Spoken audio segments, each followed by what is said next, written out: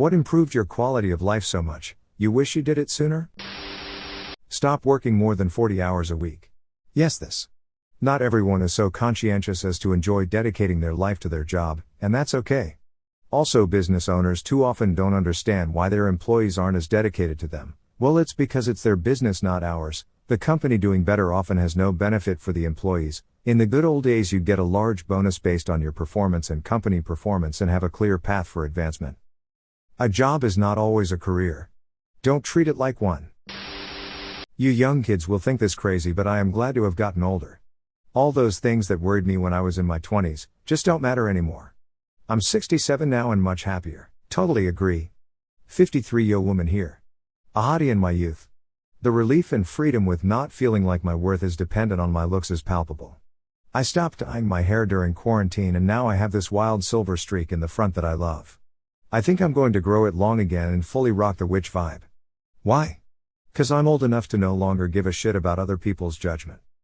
Also, a lot of more substantial lessons about life and living and death. Learning to get over myself. Nobody cares what I do, nobody is looking at me, and why should I care if they are?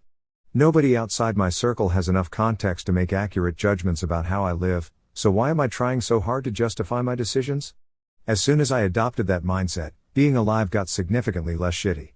I do my best to be a decent person and to take care of myself, and the only opinions I care about are mine, my partner's, and my therapist's. We need a thread on how to do this. Going to the gym.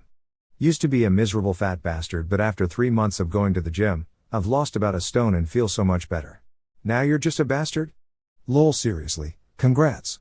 A stone is a heavy burden to carry around. Someone give this man his stone back.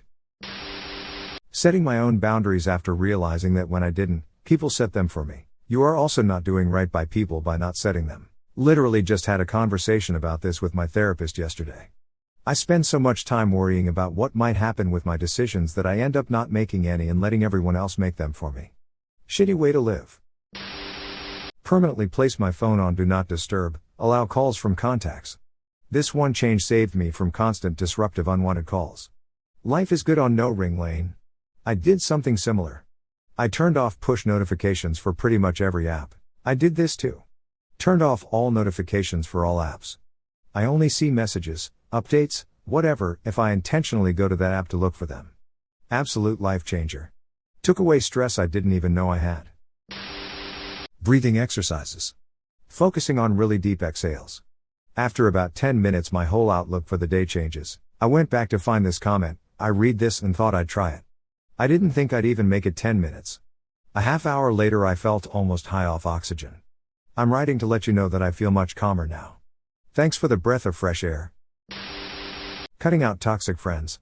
After years of knowing someone, it can be hard to see that they are no longer the person they were when the relationship started. My childhood best friend grew into a manipulative, selfish prick. For years I hung out with him almost every day after work and always felt miserable afterwards.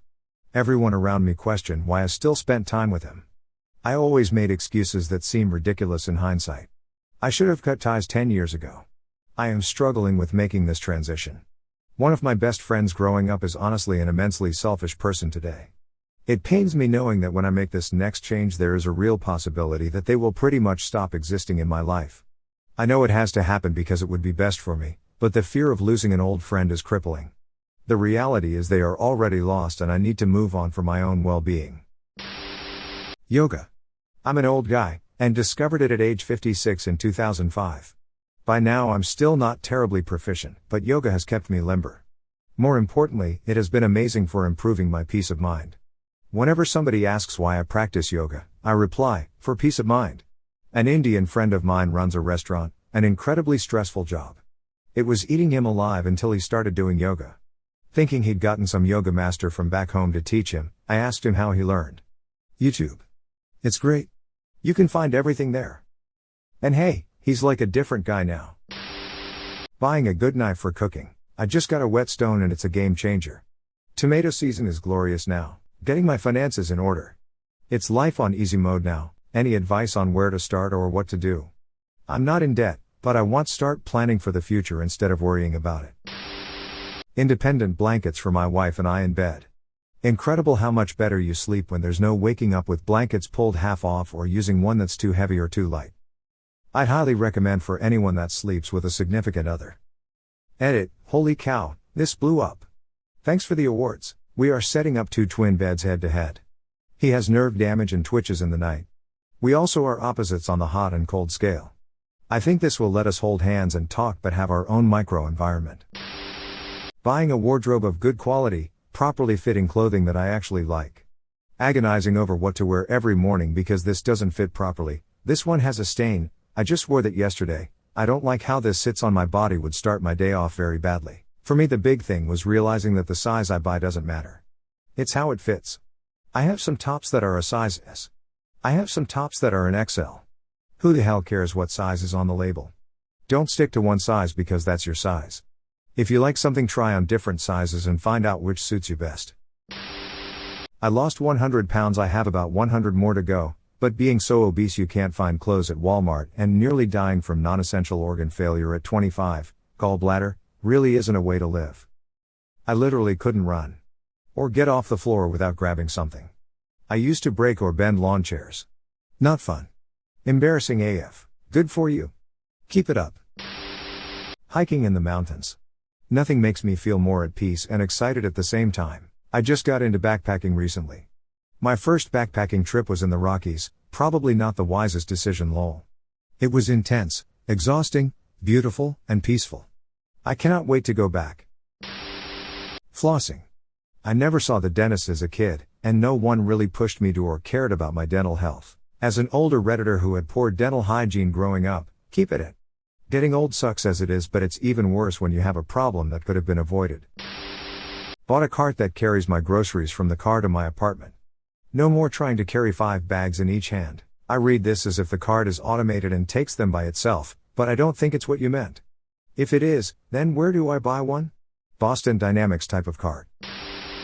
Automating simple yet time-consuming tasks, like Excel macros. You wouldn't realize how much time you save beforehand, but it sure does save heaps. Excel is a huge part of my work. Where do I learn this stuff? Thank you. 43 years. Started exercising regularly again. 4x a week. Forget the physical benefits for a minute, the mental benefits outweigh the gains all day. This is exactly why I finally took up exercise. I've never considered myself a fitness girl by any means, but last winter my mental health took such a hit that I had to try something, and I liked it so much I'm still sticking with it.